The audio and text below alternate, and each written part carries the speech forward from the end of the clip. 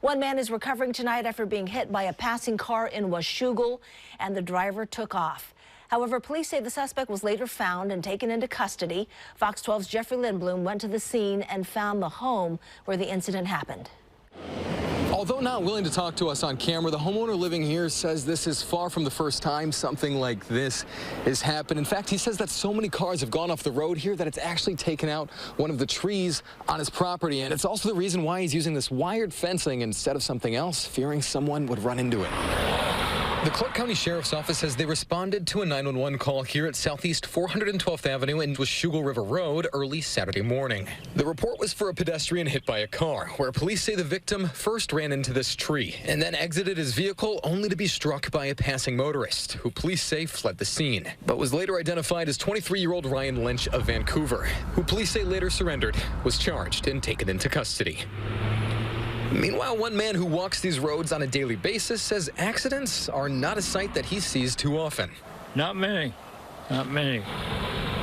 However, the man living in the home where the accident occurred says he sees them fairly regularly, calling this 35-mile-per-hour stretch of road dangerous, and says he saw some of what happened early Saturday morning. He claims the white vehicle the victim was driving and the brown vehicle you see in the corner wound up somehow running one another off of the road, and the victim stepped out of his car to apologize to the other driver, and that's when he was hit. It's just not enough road width. The homeowner says he empathizes with the driver and young man, saying it'd be difficult, especially at night, coming over this hill to stop on a dime after spotting someone suddenly in the middle of the road. Because there's no real vision. There's other corners that are just as bad, slopes the wrong way or whatever.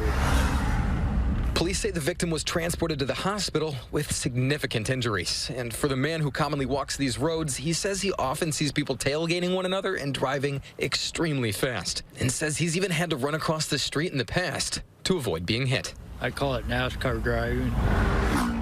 The walking man says that he relies on his ears to make sure that he doesn't get hit and stays out of trouble. He also said that it might be helpful to install a mirror around the bend, but he's not so sure how much good it would actually do. In Washougal, I'm Jeffrey Lindblom for Fox 12 Oregon.